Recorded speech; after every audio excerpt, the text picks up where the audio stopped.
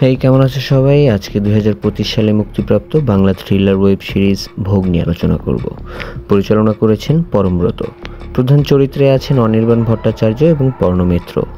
OTT platform হইচইয়ে মুক্তিপ্রাপ্ত সিরিজটি আপনাকে নিয়ে যাবে অ্যান্টিকে শৌখিনতা রাখা এক চরিত্রের কাছে, যে কিনা 700 বছরের এক পুরানো মূর্তিকে দেবীর স্থানে রেখে পুজোয় মেতে ওঠে। আর তারপর থেকেই তার জীবনে ঘটে যাওয়া এক অদৃশ্য শক্তির কাছে সম্মুখীন হয় এক মায়াবী নারীর। নিজের অজান্তে মৃত্যুপথে অগ্রসর হওয়া লোকটি কিভাবে নিজেকে মুক্ত করবে, নাকি মৃত্যুই এক পরিকল্পিত নিয়তি, তা জানতে হলে চলুন ডুব দেই আজকের গল্পে। গল্পের শুরুতে আমরা সুবেশ নামের একজনকে দেখতে পাই, যে একটা অ্যান্টিক শপের ওনার। কর্মচারী রতনকে সে বলে যে আজকের নতুন মালামালগুলো সব গুছিয়ে তারপরই যেন সে দোকান বন্ধ করে। সুবেশ চলে গেলে রতন সব কিছু গুছিয়ে বের হবে, ঠিক এমন সময় সে অদ্ভুত কিছু আওয়াজ পায়। সে বিচলিত মনে আওয়াজের অনুসরণ করে এবং দেখতে আসে যে কোথা থেকেই আওয়াজগুলো আসছে। সে বেশ ভীতভাবেই এগোতে থাকে, কেমন যেন গা ছমছমে ব্যাপার। হঠাৎ করে লক্ষ্য করে আবছা আলোতে এক নারী মূর্তি দাঁড়িয়ে। সে বলছে, আমার বড্ড খিদে পেয়েছে, আমায় খেতে দাও।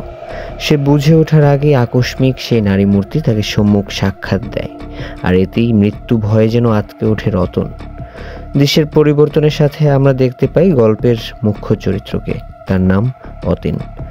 আমরা জানতে পারি অতীন বেশ শৌখিন মানুষ। সে নানান রকম জায়গা থেকে অ্যান্টিক কালেক্ট করে থাকে, আর তার অফিসের একজন কলিগকে সে তার এই নতুন সংগৃহীত অ্যান্টিকটি দেখাচ্ছে। তার কলিগ তখন তাকে বলে, তুমি কষ্টে উপার্জিত অর্থের বেশিরভাগ অংশটাই অ্যান্টিক কিনে খরচ করো, কি লাভ এতে? অতীন স্পষ্ট জানায়, অ্যান্টিক কালেক্ট করার একটা আলাদা মজা আছে, যা অতীনকে আনন্দিত করে। সে এসব বুঝবে না, এটা তার নেশা। ঠিক তখনই একজন অফিস স্টাফ আসে এবং অতীনকে জানায় যে অফিসের ম্যানেজার তাকে নিজের ডেস্কে ডেকেছে। অতীন ডেস্ক থেকে উঠে চলে আসে ম্যানেজারের রুমে। আমরা জানতে পারি লাস্ট মান্থ সহ ইয়ারলি পারফরমেন্স কোম্পানির সেলস রিকোয়ারমেন্টকে ফুলফিল করেছে এবং এই অগ্রগতির নতুন সূচনা হয়েছে অতীনের হাত ধরেই। এতে ম্যানেজমেন্ট তার উপর ভীষণ খুশি এবং তাকে প্রমোশন দেওয়ার সিদ্ধান্ত নেওয়া হয়েছে। যদিও পরবর্তীতে অফিসিয়ালি অ্যানাউন্সমেন্ট করা হবে শুনে অতীন বেশ আনন্দিত হয়। আমরা অতীনের অফিসেরই একটি মেয়েকে দেখি, তার নাম অনিমা। মেয়েটি পছন্দ করতো অতীনকে এবং তার দিকে তাকিয়ে তাকিয়ে কিছুক্ষণ পরপরই সে মুচকি হেসে দিত এবং লজ্জায় যেন সে লাল হয়ে গেছে এমন একটা ভাব। অতীন যদিও খুব একটা ইন্টারেস্টেড না, কিন্তু সে জানে সে চাইলেই মেয়েটিকে হাতের মুঠোয় নিয়ে আসতে পারে। সন্ধ্যায় অফিস থেকে অতীন সুবেশের অ্যান্টিক শপে আসে। সুবেশ এবং অতীন ছোটবেলার বন্ধু, আর অতীনের বেশিরভাগ অ্যান্টিক কালেকশন সুবেশের কাছ থেকেই নেয়া। সে এসেই সুবেশকে বলে, চটপট রেডি হয়ে নাও, আমরা আজকে বাইরে যাব, হ্যাং আউট করবো এবং ফুল মাস্তি করব।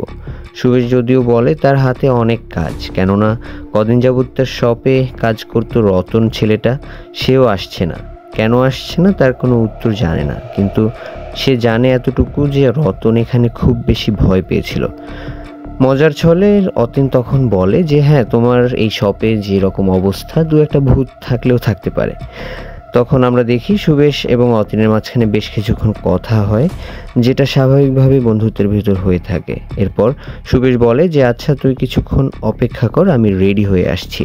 আমরা দেখি অতীন পুরো শপে ঘুরছে এবং বেশ কিছু মূর্তি এবং অ্যান্টিক কালেকশনগুলো দেখছে। হঠাৎ করে অতীনের চোখ আটকে যায় একটি মূর্তির দিকে, কিন্তু ভীষণ অদ্ভুত ছিল মূর্তিটির স্ট্রাকচার, কেননা অতীনের আগে কখনোই এরকম মূর্তি দেখেনি। মূর্তিটির এক হাতে বীণা তো অন্য হাতে অস্ত্র, তার উপর মূর্তিটির একটি পায়ের উপর মাথার খুলি। ব্যাপারটা বেশ ইন্টারেস্টিং। এই অদ্ভুত কম্বিনেশন কেন তার জানা নেই, কিন্তু মূর্তিটি তাকে মোহিত করেছে। এদিকে সুবেশ এসে অতীনকে পায় সেই মূর্তির সামনে। সুবেশ জিজ্ঞাসা করে, কি পছন্দ হয়েছে নাকি? অতীন বলে অবশ্যই পছন্দ হয়েছে, এরকম একটা মূর্তি কোথায় পেয়েছে আসলে সুবেশ? তখন সুবেশ তাকে বলে এ এক বিশাল কাহিনী। গত সপ্তাহে সুবেশ একটি রাজবাড়ির সন্ধান পেয়েছিল, যেখানে রাজার বর্তমান ওয়ারিশরা মহল বিক্রি করে বিদেশে পাড়ি জমাবে, যেখানে অনেকগুলো অ্যান্টিকও আছে এবং তা বিক্রয় হবে বলেই সে জানতো। তাই সে ঝটপট দেরি না করে সেখানে চলে আসে এবং সমস্ত অ্যান্টিক খরিদ করে নেয়। তখন একজন সন্ন্যাসী দৌড়ে আসে এবং মূর্তিটি কোনো টাকার বিনিময় নয়, বরং উপহার হিসেবেই তাকে দিয়েছে। আর একই তো উপহার পেয়েছে, তারপর মূর্তিটি কত বছর আগের তা আসলে জানা নেই। তাই এখন পর্যন্ত কোনো দাম ধার্য করেনি সুবেশ। যদি অতীনের পছন্দ হয় তাহলে অতীন রাখতে পারে, পরে না হয় কখনো দাম দিয়ে দেবে। যেহেতু অতীনের মূর্তিটি পছন্দ হয়েছে তাই সে কথা বাড়ায় না, মূর্তিটিকে নিয়ে নেয়। আমরা দেখি তারা দুজন মূর্তিটিকে গাড়িতে রেখে একটি পাবে আসে, সেখানে ড্রিঙ্কস করে এবং সেখানে চোখে চোখে বেশ কিছুক্ষণ ফ্লার্টিং করে অতীন একটি মেয়ের সাথে। সুবেশ বলে, এসব বাদ দিয়ে এবার বিয়ে করছিস না কেন? অতীন উত্তরে বলে, বিয়ে করা দায়বদ্ধ জীবন, এরকম জীবন আমি চাই না। বয়স এখনও আমার কতই বা হয়েছে, এখন তো জীবনকে উপভোগ করার সময়। যদি বিয়ে করতেই হয় তাহলে সুবেশ যেন করে নেয়। বলেই সে ডান্স করতে করতে মেয়েটির কাছে চলে আসে। বেশ সুন্দর একটা মুহূর্ত কাটাচ্ছে, এমন সময় হঠাৎ করে অতীন লক্ষ্য করে তার চারপাশের সব কিছু বদলে গেছে। কোথাও কেউ নেই। একটা আওয়াজ তার কানে আসছে, কেউ তাকে বলছে, আমার বড্ড খিদে পেয়েছে, আমাকে খেতে দাও। মুহূর্তেই সে ঘাবড়ে যায়। তার সাথে ডান্স করা মেয়েটি তাকে যখন ডাকে সে হুঁশ ফিরে পায়, কিন্তু তারপর থেকেই যেন অতীন কিছুটা উইয়ার্ড বিহেভিয়ার শুরু করে। তারপর সে সুবেশকে ড্রপ করে একা বাড়ির পথে রওনা হয়। হঠাৎ করেই অতীন গাড়ির লুকিং মিররে এক মহিলাকে দেখতে পায়, সে ব্যাকসিটে বসা। সে ভীষণ পরিমাণ ঘাবড়ে যায়। মুহূর্তেই সে গাড়ি ব্রেক করে দাঁড়ায় এবং দেখে যে আসলে কেউ তো নেই তার গাড়িতে। তাহলে একটু আগে সে কাকে দেখেছে? কি হচ্ছে এসব তার সাথে? সে কিছুই বুঝতে পারছে না। সে সোজা বাসায় চলে আসে মূর্তিটা নিয়ে। আমরা ঘরে ঢুকতেই একটি মহিলার ছবি দেখতে পাই দেয়ালে। আসলে একটু আগে গাড়িতে এই মহিলাকে আমরা অতীনের পেছনে দেখেছিলাম। আমরা তখন জানতে পারি যে আসলে উনি অতীনের মা। বেশ কয়েক বছর আগে তিনি মারা গেছেন। অতীন ঘরে ঢুকে মূর্তিটি টেবিলের উপর রাখে এবং অতীনের বাসায় আমরা আরেকজন মহিলার সাথে পরিচিত হই। তার নাম পুষ্পা। অতীন তাকে পুষ্পা দিদি বলে ডাকে। অতীনের মা মারা যাওয়ার সময় নিজের আংটিটি পুষ্পাকে দিয়ে বলেছিলেন যে পুষ্পা যেন অতীনকে দেখে রাখে। এরপর থেকে এত বছর পুষ্পা দিদি যেন অতীনকে মায়ের স্নেহে বড় করেছে। আজও যেহেতু অতীন ড্রিঙ্কস করে এসেছে, পুষ্পা দিদি বেশ কথা শুনিয়ে দেয় অতীনকে। অতীন বলে, প্লিজ হাত জোর করছি, আজকে আর কথা শুনিও না, দেখো আমি তোমার জন্য একটা কি নতুন জিনিস নিয়ে এসেছি। পুষ্পা বলে, কি নিয়ে এসেছো দেখি। তখন অতীন এই মূর্তিটা তাকে দেখায়। পুষ্পা তখন বলে যে এ কেমন মূর্তি, ভারী অদ্ভুত, একে তো আমি কখনোই এর আগে দেখিনি। অতীন বলে, বারে অদ্ভুত বলেই তো এনেছি এই মূর্তিটাকে। পুষ্পা দিদি বলে যে বাবু আমার খেয়ে কাজ নেই, তুমি দেখো তোমার মূর্তি, আর তোমাকে আমি খাবার দিচ্ছি, এখন আগে খাবার খেয়ে নাও।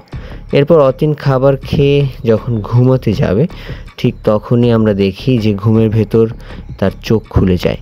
সে সামনে দেখতে পায় একটি মূর্তির মতো সাজে এক নারী দাঁড়িয়ে আছে এবং তাকে বলছে, আমার খিদে পেয়েছে, আমাকে খেতে দাও। অতীন যেন তাকে কিছু খেতে দেয়। হঠাৎ সে লাফিয়ে বসে বিছানায়। সে কি স্বপ্ন দেখছিল? অতীন ভীষণ ভয় পেয়ে আছে। সে ভয়কে দূর করার জন্য পানি খাওয়ার চেষ্টা করে এবং গ্লাসে পানি ঢালবে, কিন্তু পানির পরিবর্তে সেখানে যেন রক্ত দেখছে। সে আঁতকে ওঠে, আবারও গ্লাস মেঝেতে পড়ে ভেঙে যায় এবং হঠাৎ করেই লক্ষ্য করে তার ঘরে তার মা দাঁড়িয়ে আছে। তাকে বলছে সে যেন দেবীকে খেতে দেয়, দেবী খেতে পেলে তারও খাওয়া হবে।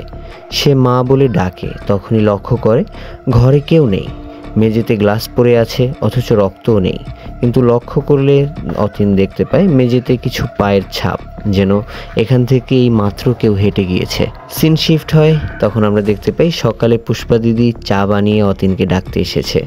অতীন জানায় তার রাতে একদমই ভালো ঘুম হয়নি। পুষ্পা দিদি বলে, এভাবে রাত বেরাতে ড্রিঙ্কস করে ফিরলে কিভাবে চলবে, আর ড্রিঙ্কস করলে তো উল্টোপাল্টা স্বপ্ন তোমাকে দেখতেই হবে। অতীন আর কথা বাড়ায় না, সে চলে আসে গোসলের জন্য। হঠাৎ করেই গোসলের ভেতরে সে উপলব্ধি করে কেউ তাকে স্পর্শ করছে।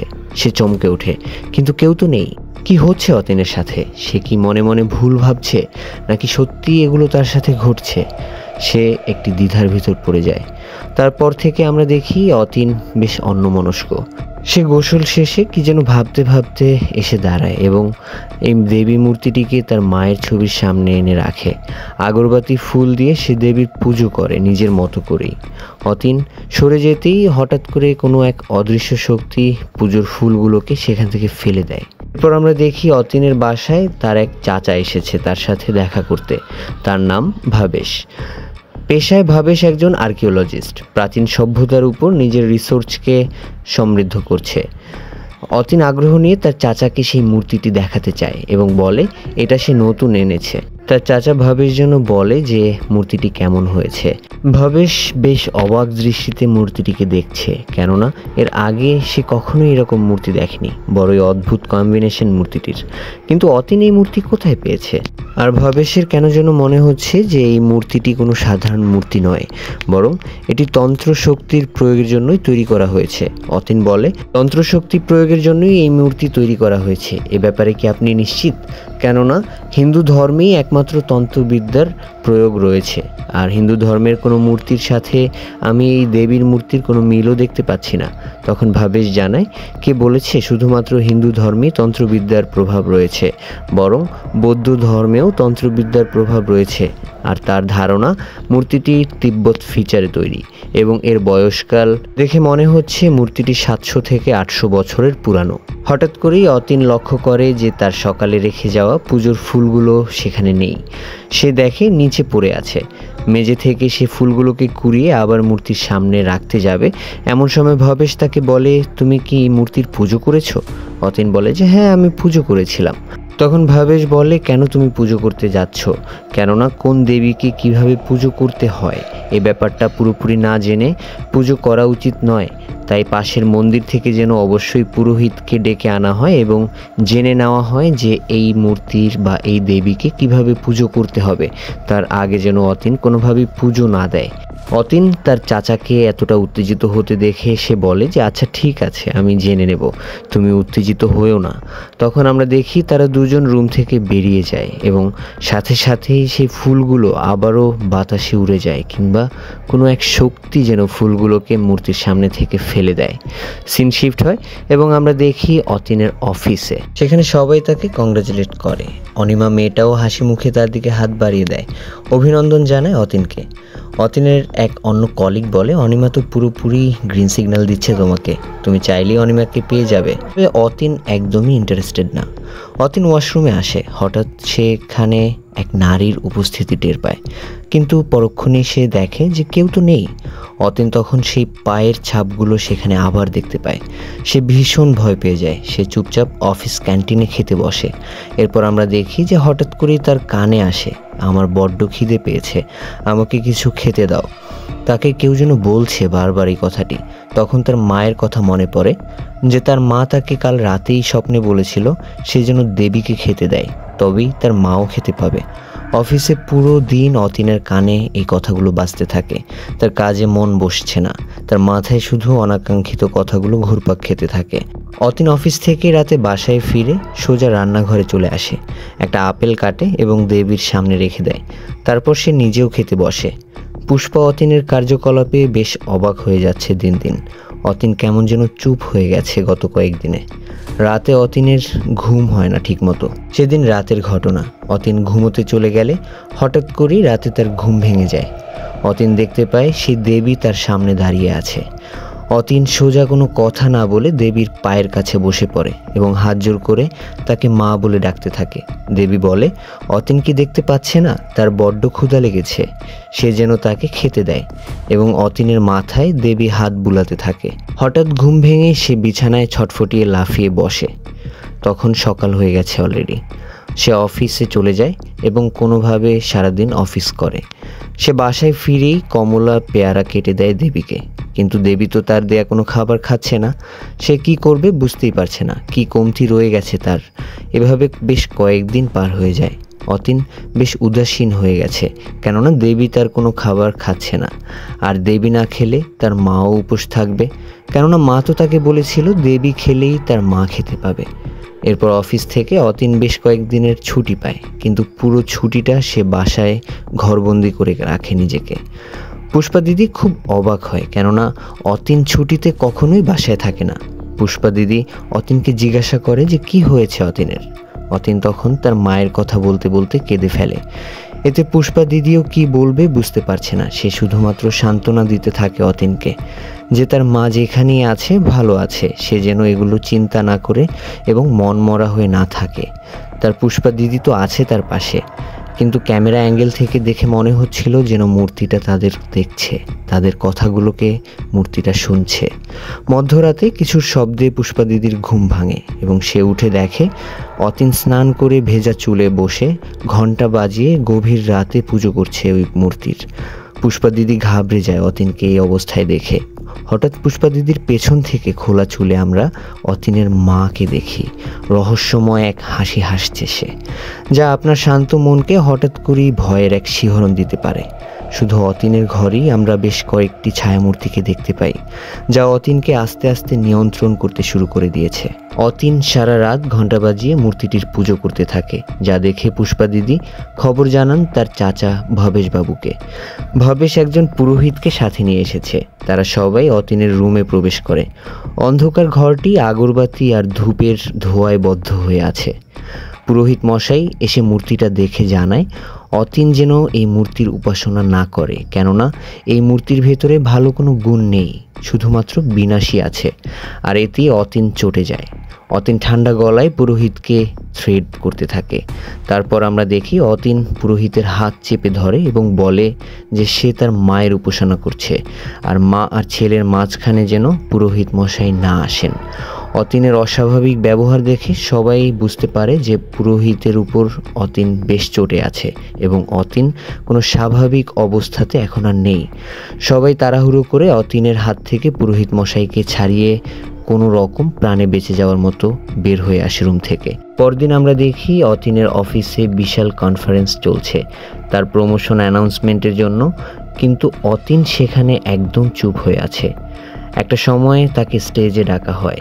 অতীন স্টেজে এসে কোনো কথা বলে না, মূলত তাকে স্পিচ দেওয়ার জন্যই ডাকা হয়েছে। কিন্তু অতীন স্টেজে এসে শুধুমাত্র ফুল এবং তার অ্যাওয়ার্ডটি হাতে নিয়ে সেখান থেকে চলে যায়। সে কোনো রকম কথাই বলে না সেখানে। সবাই বেশ বিচলিত, কেননা অতীন তো এরকম নয়। অতীন বেশ হাস্যোজ্জ্বল একজন মানুষ। সে সবাইকে এমনভাবে ট্রিট করে যে সবাই হাসতে বাধ্য হয়। তবে হঠাৎ করেই অতীনের কি হয়েছে?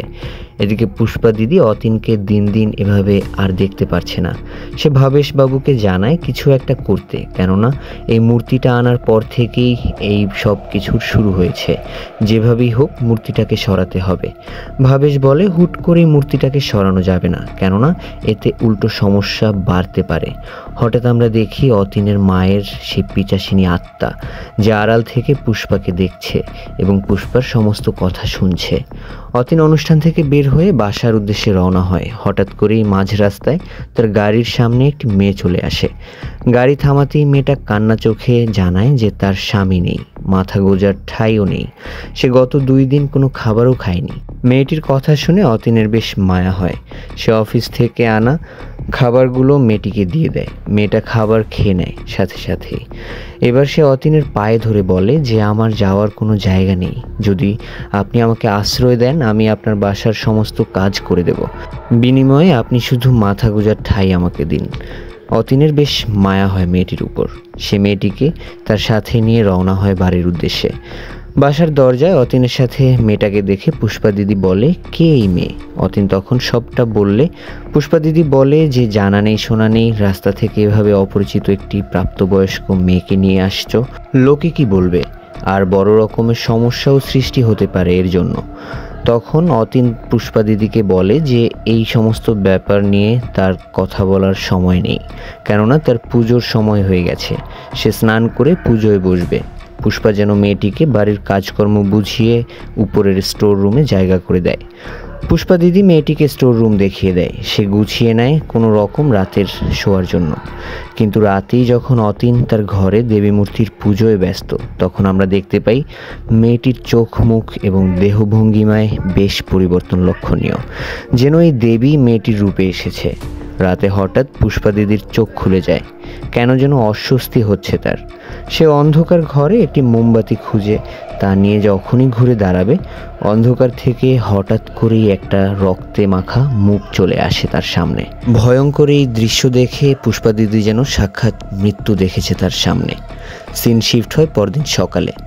ভবেশবাবু এসেছে অতীনের বাসায় পুষ্পার খোঁজ করতে। অতীন জানায় পুষ্পা হয়তো গ্রামের বাড়িতে চলে গিয়েছে। ব্যাপারটা ভবেশের একদমই ভালো লাগে না। কিছু একটা খটকা তো তার লাগছে, কেননা গত 13 বছরে যে পুষ্পা কখনো অতীনকে রেখে এক মুহূর্তের জন্য কোথাও যায়নি, হঠাৎ করেই পুষ্পা সেখানে চলে যাবে, কাউকে কিছু বলবে না, এটা সে মেনে নিতে পারছে না। সেখানে পুলিশ আসে এবং পুরো বাসার তল্লাশি করে। পুলিশ জিজ্ঞাসাবাদে একসময় জানতে চায় যে বাসায় থাকা আরেকটি মেয়ে আছে, মেয়েটি কে? অতীন বলে মেয়েটিকে সে আশ্রয় দিয়েছে, কেননা মেয়েটির যাওয়ার কোনো জায়গা নেই।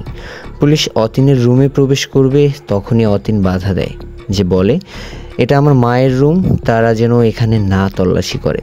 তারা পুরো বাড়ি তল্লাশি করে যেহেতু কিছু পায়নি, এখানেও কিচ্ছু পাবে না।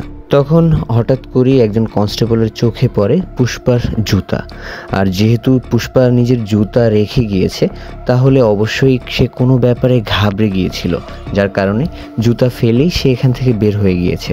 পুলিশ ভাবেশকে জানায় 2 দিনের ভেতর যদি পুষ্পা ফেরত না আসে, তবে যেন অবশ্যই পুলিশ স্টেশনে সে এসে একটি মিসিং কমপ্লেন লেখায়। সিন শিফট হলে দেখানো হয় রাতের বেলায়। অতীন পুষ্পার রুমে আসে, তারও কেমন যেন অস্বস্তি হচ্ছে। পুষ্পা দিদি হঠাৎ করেই কেন তাকে না বলে চলে যাবে? সে তো কখনো এভাবে চলে যাওয়ার মানুষ না। হঠাৎ করেই আমরা দেখি যে সেই নতুন আসা মেয়েটি সেখানে এসে দাঁড়িয়েছে এবং অতীনকে বলে সে টেবিলে খাবার দিয়েছে। অতীন যেন টেবিলে এসে খাবার খেয়ে নেয়। অতীন খেতে ইচ্ছে প্রকাশ না করলে মেয়েটি ভারী কণ্ঠে আবারও সে একই কথা বলে। অতীন যেন থমকে যায় তার কথা শুনে। সে চুপচাপ খেতে বসে টেবিলে। মেয়েটি তখন জিজ্ঞাসা করে সে কি আজ পুজো করবে না এবং তাকে ভোগ দেবে না। সে বলে অতীন যেন স্নান করে পুজোর জন্য তৈরি হয়, এদিকে সে দেবীর জন্য ভোগ তৈরি করছে। অতীন স্নান করে এসে দেখে মেয়েটি ভোগ সহ পুজোর থালা রেডি করে দাঁড়িয়ে আছে। তারা দুজন মিলেই পুজো করে এবং দেবীকে ভোগ চড়ায়। রাতে হঠাৎ পুজোর ঘর থেকে আওয়াজে অতীনের ঘুম ভেঙে যায়। অতীন উঠে এসে দেখে অতীনের দেয়া ভোগ দেবী অবশেষে গ্রহণ করেছে। সে তা দেখে ভীষণ খুশি হয়, সে উল্লাসে ফেটে পড়ে। সে খুশিতে মেয়েটিকে ডাকতে থাকে। তখনই আমরা মেয়েটির নাম জানতে পারি। মেয়েটির নাম দামরি। মেয়েটি হাসি মুখে একটা পাত্র থেকে লাল তিলক নিয়ে অতীনের কপালে পরিয়ে দেয়। এরপর দুজন মিলে মত্ত হয় এক আলাদা ধ্যান জ্ঞানে। এরপর থেকে তারা দুজন মিলে প্রত্যেক দিন দেবীকে ভোগ চড়ায় এবং দেবী প্রত্যেক দিন অতীনের ভোগ গ্রহণ করছে, যা দেখে অতীন ভীষণ খুশি। এভাবে অনেকগুলো দিন কেটে যায়। পুলিশ আবার এসেছে অতীনের বাসায়। অতীনকে জিজ্ঞাসাবাদের জন্য পুষ্পার খোঁজ কি এখনো পাওয়া যায়নি? পুলিশ বলে যে পুষ্পার মিসিং কেসকে এগিয়ে নিয়ে যাওয়ার জন্য পত্রিকাতে একটি নিউজ পাবলিশ করতে হবে, যার জন্য পুষ্পার একটি ছবিও প্রয়োজন। অতীন বলে ওঠে এগুলোর জন্য আমার একদমই সময় নেই, আমাকে মায়ের পুজোতে বসতে হবে, আপনারা এখন আসতে পারেন। পুলিশের আর কি করার, তারা উঠে যায়।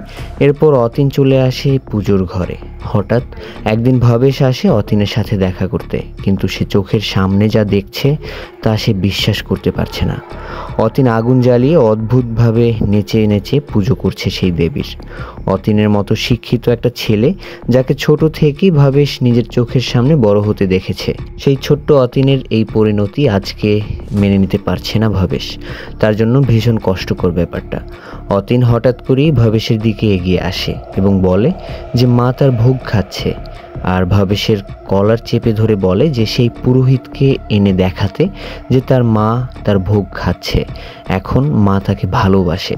ভবেশ এমনিতেই বেশ আতঙ্কিত হয়ে আছে অতীনের আচরণে। হঠাৎ করেই তার চোখ পড়ে একটু দূরেই দামরি নামে সেই মেয়েটি দাঁড়িয়ে আছে, ভয়ঙ্কর চোখে তাকিয়ে আছে তার দিকে, যা দেখে ভবেশ ভেতর থেকে কেঁপে ওঠে। ভবেশ কোনোভাবে সেখান থেকে বের হয়ে চলে আসে এবং খুঁজে বের করে অতীনের বন্ধু সুবেশের অ্যাড্রেস, যেখান থেকে এই মূর্তির এবং অদ্ভুত সব কিছুর সূত্রপাত, যা পুরোপুরি ওলটপালট করে রেখেছে অতীনের স্বাভাবিক জীবনকে। ভবেশবাবু কোনোভাবে সুবেশের শপে আসে এবং সুবেশের কাছে জিজ্ঞাসা করে যে শেষ কবে অতীনের সাথে তার যোগাযোগ হয়েছে। প্রশ্নের উত্তরে সুবেশ তাকে জানায় যে বেশ কয়েক সপ্তাহ হলো অতীনের সাথে তার কথা হয়নি, কেননা অতীন তাকে শেষবার বলেছিল যে তার এখন আর হই হুল্লোড় ভালো লাগে না, সে একাকী থাকতে পছন্দ করে এবং তার অবসর কাটায় সে শ্মশানে গিয়ে। শ্মশানে সময় কাটাতে অতীনের নাকি বেশ ভালোই লাগে। তখন সুবেশ ভাবেশ বাবুকে জানায় যে আসলে তার মনে হয় এই মূর্তিটা অতীনকে দেওয়াই উচিত হয়নি। ভাবেশ তখন অনুরোধ করে সেইখানে তাকে নিয়ে যাওয়ার জন্য যেখান থেকে সুবেশ মূর্তিটা পেয়েছে। সিন শিফট হয় এবং আমরা দেখি যে অতীন একটি শ্মশান থেকে বেরিয়ে একটি দোকানের সামনে বসেছে। বেশ ক্ষুধা পেয়েছে তার, সে কিছু খাবার নেয় খাবে বলে। সেখানে হঠাৎ করেই একজন আগন্তুক উপস্থিত হয়। অতীন কি তার খাবারটা শেয়ার করবে তার সাথে? অতীন তার খাবার শেয়ার করে এবং তাদের মধ্যে বেশ কিছুক্ষণ কথা হয়। তখন আমরা জানতে পারি যে লোকটির নাম মৈত্র। অতীন তাকে জিজ্ঞাসা করে, আপনি কি তন্ত্র পারেন? মৈত্র তখন জানায় যে হ্যাঁ, সে তন্ত্রবিদ্যায় পারদর্শী এবং মৈত্র তাকে একটি লকেট উপহার দেয়। বলে যে এটি তার রক্ষা কবচ। এই লকেট যেন সে তার নিজের কাছ থেকে না খুলে রাখে, কেননা যখন এই লকেটের কাজ শেষ হয়ে যাবে লকেটটি নিজে নিজেই মৈত্রর কাছে চলে আসবে। এ কথা শেষ করেই মৈত্র নামের লোকটি গন্তব্যহীন হেঁটে চলে যায়। এদিকে ভাবেশ এসেছে সেই সন্ন্যাসীর সাথে দেখা করতে, মূর্তির ব্যাপারে সে জানতে চায়। তখন তারা জানতে পারে মূর্তির দেবীর নাম মাতুঞ্জি, যা অনেক বেশি হিংস্রতা বহন করে নিজের ভেতর। আর অতীন তার পুজো করে নিজেকে অনেক বড় বিপদে ফেলে দিয়েছে, কেননা এই দেবী তার উপাসকের বলি চড়িয়ে নিজেকে তৃপ্ত করে। আসছে অমাবস্যার রাতে সে অতীনের বলি চড়াবে, আর আগামীকাল সে অমাবস্যা। এ কথা শুনে সুবেশ এবং ভাবেশ দুইজনেরই যেন কলিজায় পানি চলে গেছে। তাহলে কিভাবে তারা অতীনকে এই বিপদ থেকে রক্ষা করবে? এদিকে সিন শিফট হলে আমরা দেখি অতীন বাসায় ফিরে দেখে যে পুরো ঘর এলোমেলো হয়ে পড়ে আছে। সে দামরির ঘরে কড়া নাড়ে এবং জিজ্ঞাসা করে যে কেন তার ঘর গুছানো হয়নি। দামরি দরজার ওপাশ থেকে বলে যে আজ তার শরীর বড্ড খারাপ, এজন্য গোছাতে পারেনি। পরক্ষণেই দামরি ঘরের ভেতর থেকে অতীনকে বলে যে অতীন যেন অবশ্যই দেবীকে ভোগ চড়িয়ে তারপর বিশ্রামে যায়। কিন্তু অতীনকে বেশ অন্যমনস্ক দেখাচ্ছে। সে ঘরে চলে আসে এবং পুলিশকে কল করে। ফোনের বিপরীত পাশ থেকে পুলিশ উত্তর দেয় যে আমরা আপনার কথাতেই তো মিসিং কেসটি ক্লোজ করে দিয়েছি। অতীন কেসটাকে আবার রিওপেন করার জন্য আবেদন করার সিদ্ধান্ত নেয় এবং সে তার পরিচিত একজনকে কল করে যে নিউজ পেপারে একটি রিপোর্ট করবে পুষ্পা দিদির মিসিংয়ের ব্যাপারে। পুষ্পা দিদির একটি ছবিও সে সংযুক্ত করতে চায় নিউজ পেপারে। এই সমস্ত কিছুই দূর থেকে দামরি লক্ষ্য রাখছিল। অতীন আজ পুজো না দিয়েই সে শুয়ে পড়ে। আর তখনই আমরা হঠাৎ উপলব্ধি করি যে ঘরের ভেতরে কেউ হাঁটছে। অতীন বেশ ভীত হয়ে আছে। সে মনে সাহস জুগিয়ে পেছনে তাকাতেই দেখে যে ঘরে তো কেউ নেই। অতীনের ঘুম ভাঙে সকালে। উঠে সে দামরিকে ডাকতে থাকে, কিন্তু সারা ঘরে কোনো খবর নেই দামরির। সে দামরির রুমে আসে এবং অদ্ভুত, সেখানেও দামরি নেই। তবে কি মেয়েটা ছাদে গেল? খুঁজতে খুঁজতে অতীন ছাদে চলে আসে এবং সে ছাদে এসে পুরো অবাক হয়ে যায়। পুরো ছাদে ব্ল্যাক ম্যাজিকের কিছু সিম্বল আঁকা, যা কখনোই সে খেয়াল করেনি। ছাদ থেকে অতীন নিচে চলে আসে এবং দেখে যে দামরি ঘরেই আছে। তখন সে জিজ্ঞাসা করে যে ছাদের আঁকার সিম্বলগুলোর কথা, যে এগুলো কোথা থেকে এসেছে। হঠাৎ করেই দামরি তাকে এক ভয়ঙ্কর রূপ দেখায়। তা দেখে রীতিমতো অতীন চমকে ওঠে। মিনিট 2 পর যদিও দামরি স্বাভাবিক রূপে ফেরত আসে এবং বলে যে ছাদ সে পরিষ্কার করে রাখবে আর আজ রাতে সে দেবীর জন্য মহাভোগ চড়াবে। তাই অতীন যেন কিছুটা দেরি করে আসে রাতে। দুজন একসাথে দেবীকে ভোগ দেবে বলেই দামরির মুখে এক বিভৎস হাসি ফুটে ওঠে। অতীন বুঝতেই পারছে না কি হচ্ছে আসলে তার সাথে। এদিকে ভাবেশ সেই সন্ন্যাসীর কাছে দেবী মূর্তির গল্প শুনতে থাকে এবং জানতে পারে তন্ত্রশক্তিকে কাজে লাগিয়ে এই মূর্তির বলে 800 বছর আগে তিব্বতের এক গোটা রাজ্যকে মৃত্যুপুরীতে রূপান্তর করা হয়েছিল। আর তারপর থেকে মূর্তির এই দেবী ক্ষুধার্তই রয়ে গেছে, তার মহাভোগ চাই। এদিকে আজ অফিসে অতীনকে বেশ ফুরফুরে লাগছে। বেশ হাস্যোজ্জ্বলভাবেই সে আগের মতোই কাজ করছে অফিসে, যা দেখে সবাই খুব খুশি। কেননা অতীন অনেক দিন যাবৎ এই হাস্যোজ্জ্বল চেহারাটা অফিসের লোকজন থেকে লুকিয়ে রেখেছে। হয়তোবা অতীন অসুস্থ ছিল। সারাদিন অফিস করার পর অতীন সন্ধ্যায় তার বাসায় ফেরত চলে আসে। অফিস শেষে ক্লান্ত শরীরে সে বাসায় ঢুকবে এমন সময় বিদ্যুৎ চলে যায়। হঠাৎ ভাবেশকে দেখতে পাই, সে একটু দূরে আড়ালে দাঁড়িয়ে আছে। অতীনের পাশে এসে ভাবেশ অতীনকে বলে দামরি কোনো সাধারণ মানুষ নয়, কেননা সন্ন্যাসী তাদেরকে জানিয়েছে যে দেবী মৃত্যুঞ্জয়ীর পুজো করা সাধারণ মানুষের জন্য অসম্ভব, যা করেছে অতীন। এবং তার ফলে অতীন নিজের বোধবুদ্ধিকে লোপ পেয়ে বসেছিল। নিজের আপনজনের সাথে অজান্তেই বাজে আচরণ শুরু করেছিল। তার আপনজনদের থেকে দূরে নিজেকে সরিয়ে নিয়ে মৃত্যুর দিকে সে ধাবিত হচ্ছে। দেবী মৃত্যুঞ্জয়ী দশম অবতারে যখন আসবে তখন সে মানুষ রূপে দেখা দিবে। এ কথা শুনেই ভবেশ বুঝতে পারে যে এটা আর কেউ নয়, অতীনের বাসায় থাকা সেই মেয়েটি যার নাম দামরি। আরও জানতে পারে যে এই শক্তি এমন কিছু করতে পারে যা তাদের কল্পনারও বাইরে। সমস্ত কথা শুনে অতীন বলে যে আমরা আজ রাতে বাইরেই কাটাই, কাল সকালে না হয় মূর্তির ব্যবস্থা করবে সে। ভবেশ জানায় যে পালিয়ে কোনো লাভ নেই, কেননা অনেক দেরি হয়ে গেছে।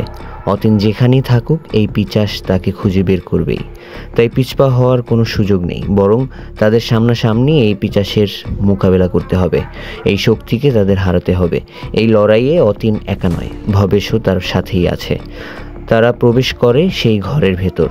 ঢুকে যা দেখে তাদের মাথা খারাপ হয়ে যাওয়ার অবস্থা। দামরি হাওয়ায় বসে একটি পাত্রে ভোগ রান্না করছে। একটা কাটা হাত দিয়ে সে ভোগ নাড়ছে। ভবেশ হাতটা দেখেই বুঝতে পারে হাতটা আর কারো নয়, এটা পুষ্পার। কেননা অতীনের মায়ের আংটিটা কাটা হাতে স্পষ্টভাবে সে দেখছে। অর্থাৎ পুষ্পা নিখোঁজ হওয়ার পর থেকেই কিন্তু দেবী অতীনের বাসায় ভোগ গ্রহণ করছে।